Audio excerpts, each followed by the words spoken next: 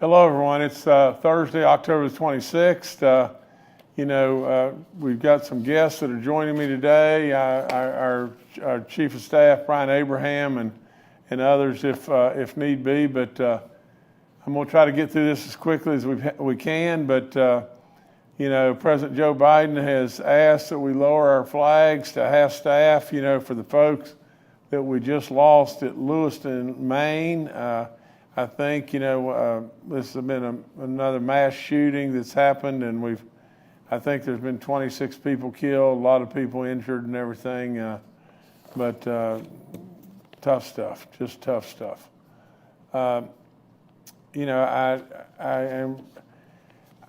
really don't know all the particulars here and everything, but it is absolutely disgraceful in a lot of ways with me.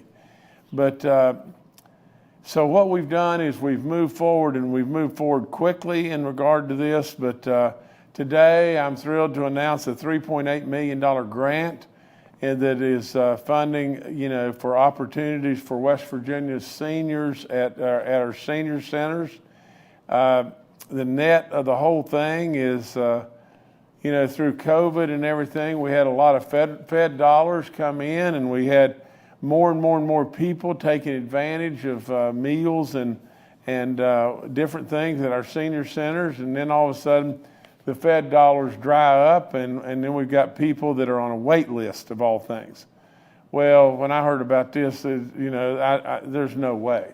There's no way we're going to, have people go hungry and everything. So this, we found, in the system, we found dollars that we can use for this and everything, and we're gonna try as best we possibly can to always take care of our people and everything, and so that's what these dollars are going to be for.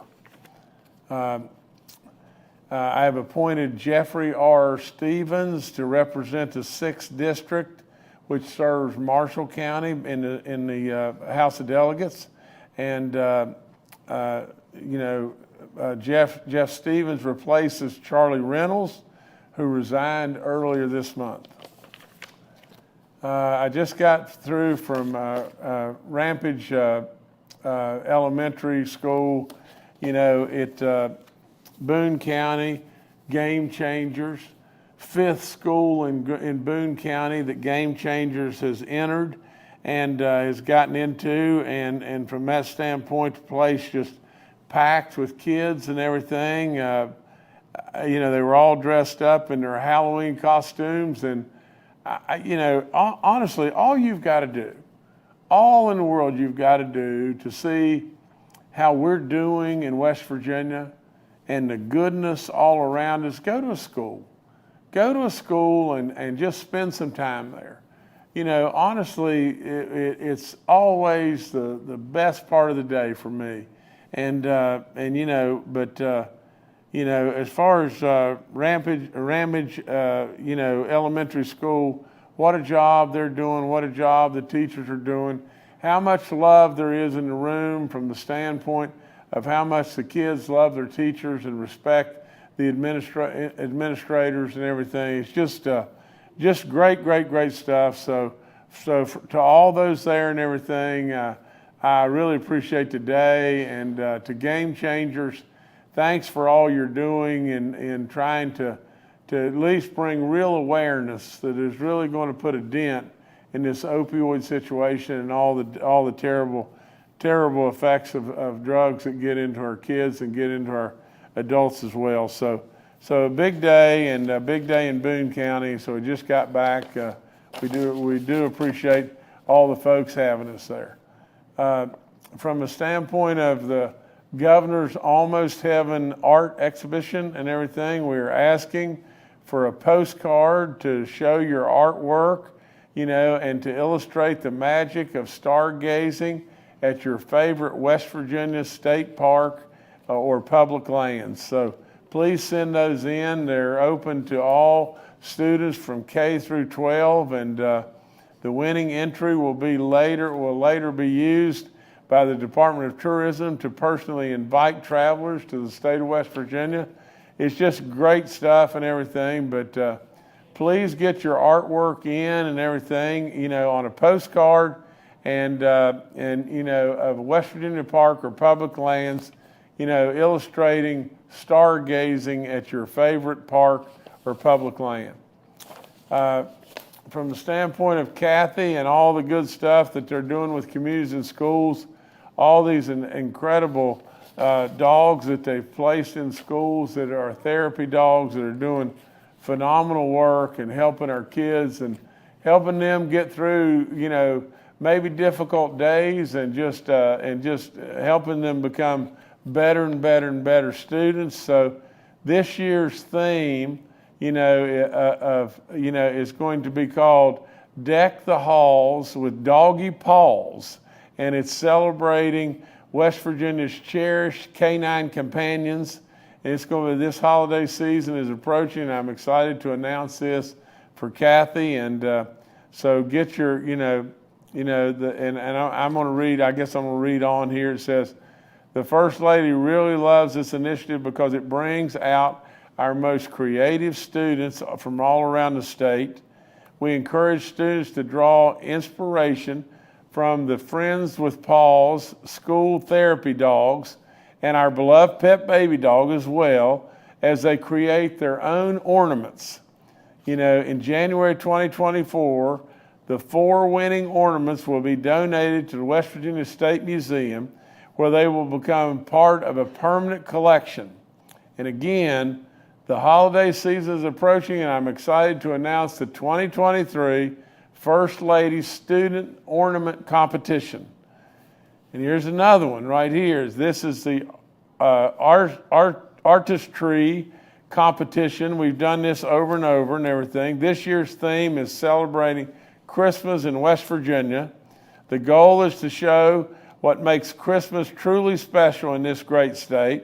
Artists are encouraged to find inspiration in our state symbols, West Virginia landmarks, or their favorite holiday memories when creating ornaments. The deadline for submitting these is November the 17th. And, like I said, the First Lady and the Department of Arts, Culture, and History invite all West Virginians and artists to participate by creating a handcrafted ornament. Okay, here's something about WVU and a basketball player that we would love to see playing, at West Virginia.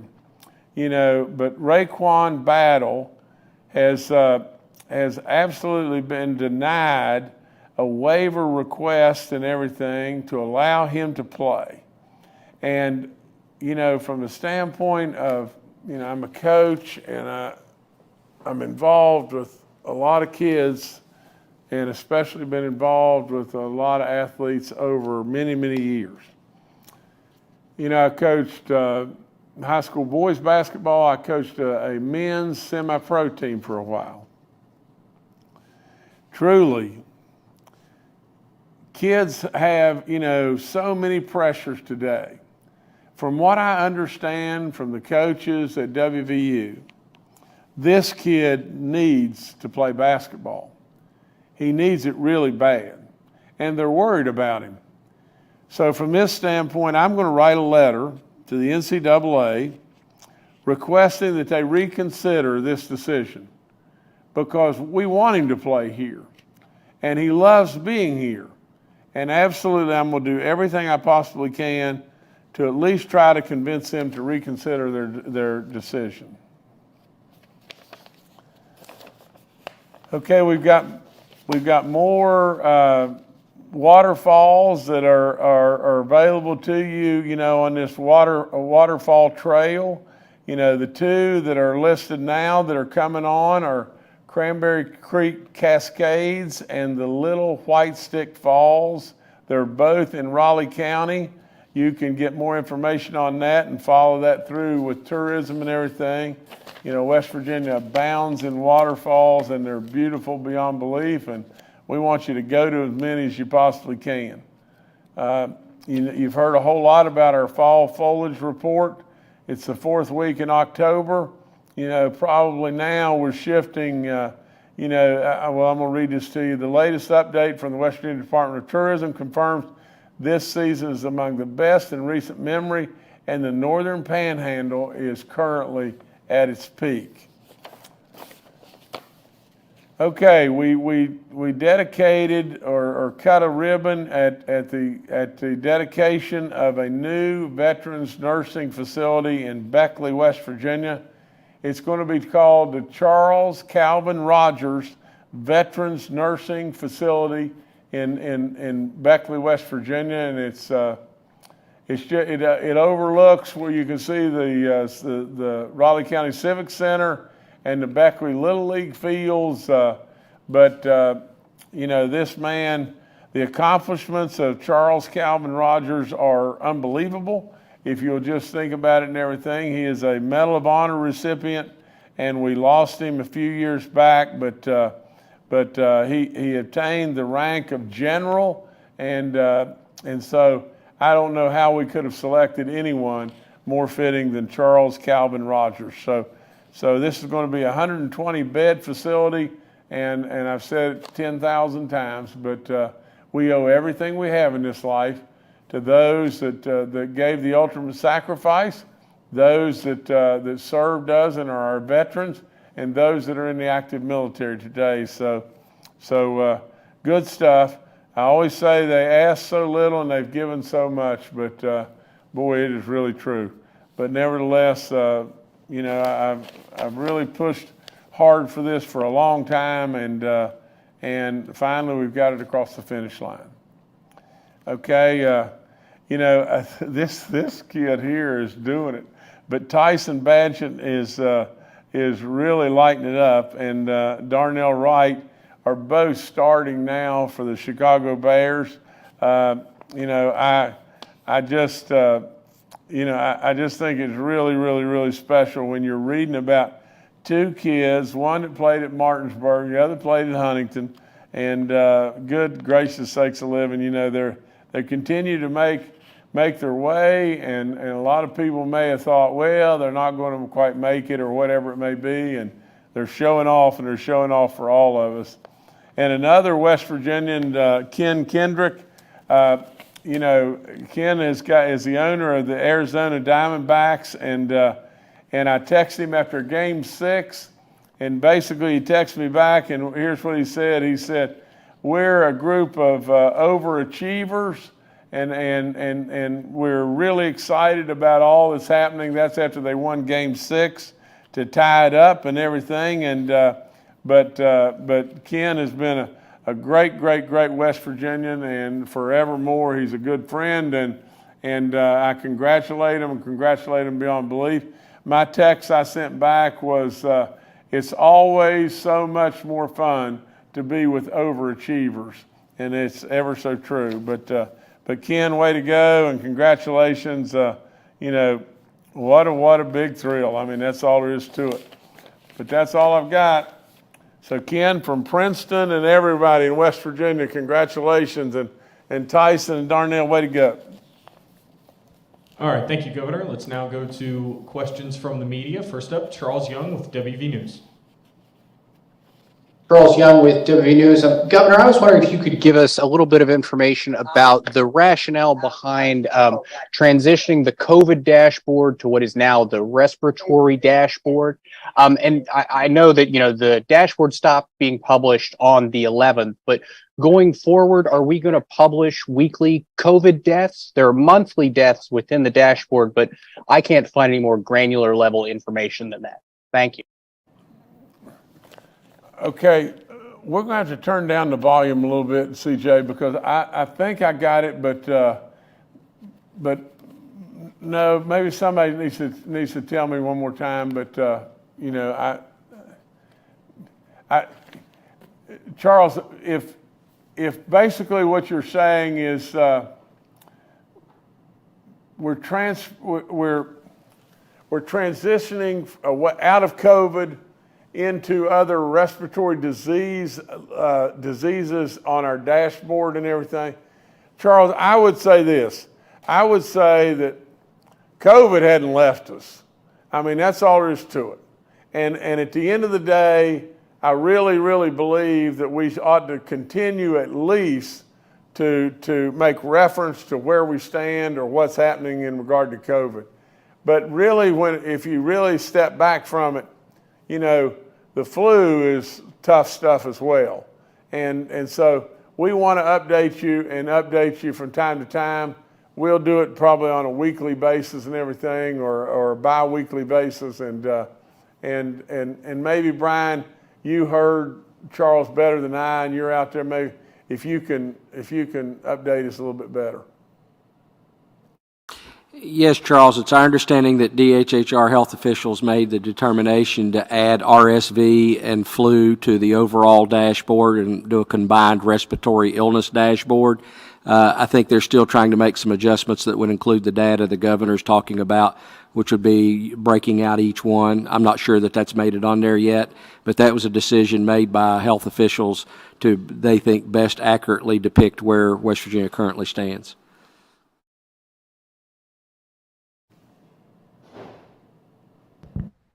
Okay, all right. Thank you, Charles. Let's now go to Jess Mancini with the Parkersburg News and Sentinel. Everybody, thanks for taking my question. Governor, kind of changed things up a little bit. You alluded to this earlier in your briefing, but if you were gonna sneak out of the office without the boss seeing you after this briefing to go on a tour of fall foliage, where would you go? Thank you. Well, you know, I'd probably go to the lower elevations, you know, if I were to you know, try to sneak away and everything and go. But I go every day. I mean, I'm all across this state every day. You know, today we were down in Boone County, and to be perfectly honest, there was a little creek there. I don't know exactly what the name of the creek was and everything. And right across, you know, the reflection off the water is just spectacular. All you've got to do, you know, and I've said it 10,000 times, but all you've got to do to see miracles all around you is just look, just watch and look, you know. But all across, you know, at our higher elevations, we've probably lost a lot of our leaves by now. But at our lower elevations across our state and everything, and you can pick up maps anywhere on that and everything, I'm sure the color is still unbelievable. I mean, I think it was yesterday, and I'll try to get them to put it up and everything before I'm done. But yesterday there was a sugar maple, you know, and I was actually, believe it or not, I was running a combine, picking our National Corn Growers Yield Test. And I looked, and not far away, there's a little pond there, and there was a sugar maple there, and the reflection in the water was spectacular. I took a picture of it. I'll try to get it up and everything, but like I said, just look. I mean, for God's sakes a living, this state is so spectacular, it's off the chart. All you got to do is just look. 4 of the greatest seasons on the planet. I mean, that's why we're becoming more and more and more popular, amongst other things. All right. Thank you, Jess. Let's now go to Amelia Farrell Nicely with West Virginia Watch.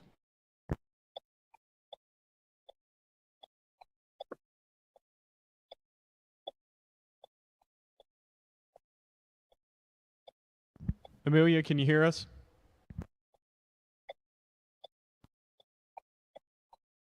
All right, we'll come back if we can. Let's now go to Brad McElhaney with West Virginia Metro News. Hi, Governor. I actually have a two-part question. So hopefully you can get your whiteboard ready so you can remember what the first one was by the time I finish with the second. The state is now being strongly criticized in 2 separate federal lawsuits. One over conditions in the corrections system, the other in conditions over the foster care system, about purging emails that might have been evidence. What the heck? The second question is, the state of West Virginia is involved in a federal lawsuit over conditions in the corrections system. One question lawyers in the case want to know is why, given the staffing emergency, the overcrowded conditions, and the backlog of deferred maintenance, why would the administration decide to attribute $28 million in COVID-related expenses correction system, draw that down from CARES Act funding, then send $28 million to gifts and grants controlled by the governor. Of the $28 million, $10 million eventually went toward funding Marshall University's new baseball stadium. Your lawyers contend you shouldn't have to take sworn testimony about that issue, but can you tell me what the reasoning was? Thank you. Now, Brad, I'm going to defer to Brian, my chief of staff, but I think, and this is kind of breaking up and everything, I think you asked, why we wouldn't want me to give sworn testimony. Well, listen, first of all, I would welcome anyone at any time to swear me into doing sworn testimony. But we just don't want to just do something that is an absolute teetotal waste of time over something that I don't know anything about. And there's no point in going in and sitting there and letting someone grandstand so they can get their name in the newspaper, some lawyer, so they can get their name in the paper and everything, to basically haul the governor in there to have the governor say, I don't know anything about this, and I can't help you with anything. I can say that right now, and if that be the case and that's what we need to do, that'll make people feel better and be happier and everything, I'll be glad to do it. Now, Brian, maybe you can answer the rest of the question. Sure. Thank you, Governor. Brad, with respect to your first question talking about the deleted emails, until the lawsuit started and there was a FOIA for emails from the Department of Corrections, this administration was unaware that there was a policy in place at the Office of Technology to delete the emails of employees who left employment with the state of West Virginia. So there's no basis whatsoever for any allegation that emails were intentionally deleted from any agency. As it turns out, across the board, this was a policy not put in place by this administration, but long before this administration, down within the Office of Technology. We were unaware of it. It had never come up. As they asked for these emails in this lawsuit, we became aware that Betsy Jividen, having left the Office of Corrections, that her emails had been deleted. It's my understanding that they recovered many of those emails by just searching for other people who had either sent or received emails from her. It's an unfortunate incident. We're not sure when the policy started and by who. We continue to investigate that. But let me be very clear. No one in this administration sought to have any emails deleted in any agency. It is bigger than the Department of Corrections. It was a policy that went across state government, and it's something we have already corrected. There was an attorney who was aware of the litigation, could have stopped that deletion, and they failed to do so. That action has been corrected as well. With respect to your second part of your question, talking about the reallocation of money, that's not really, that's an allegation in a lawsuit, but sadly that's nothing more than a regurgitation of a story in the Charleston Gazette. The simple fact of the matter is that money that came back in through COVID and was redirected to the gifts and grants, it went to not only Marshall, but other economic development projects. The money would not have done anything regarding the salary items at the regional jails or at the prisons, because that was one-time money. It would have done nothing for the budget, and tens of millions have already been allocated for deferred maintenance to our regional jails. Also during COVID, we put tens of millions of CARES money into our regional jails to make up for medical contracts. So again, that was a story in the Gazette that sadly that lawyer took as true and included it in a lawsuit. I'm sure it's going to, as the evidence portrays out in that case, everyone's going to finally see what the truth is, but we'll have to wait till we get our day in court for that.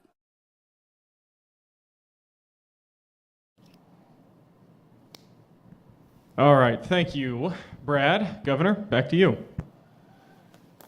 Okay, well, like I said, I think, from the standpoint of, I guess we could congratulate Jeff Stevens and everything, and welcome him into the House of Delegates. That's great stuff. Yeah, I want you to remember Ramage Elementary, what a day, and what incredible kids, incredible, staff and everything. The teachers were fabulous and everything. remember all the stuff that the First Lady has out and everything. And I'm just trying to run back through real quick. Oh, super congratulations again to all those in the Charles Calvin Rogers family and everything. Rightfully so. We've named our new veterans facility and everything in Beckley his name, and from the standpoint of Darnell and Tyson, that are starting for the Chicago Bears, and Ken Kendrick and all the good stuff that we have. That we've got going on with the Arizona Diamondbacks. And as West Virginians, we need to pull real hard for the Arizona Diamondbacks. But nevertheless, from the standpoint, I think it was Jeff that asked the question, about just getting outside, and where's the best place to go and where would I go? Well, this is where I was yesterday, Jeff, and I think we got the picture. Like I said, I was on the combine picking corn, but that's the picture right there. And I just looked at it and said, my gosh, how's it getting better? I mean, all you got to do is look. It's everywhere all around us. So nevertheless, thank you so much. And that's all I've got.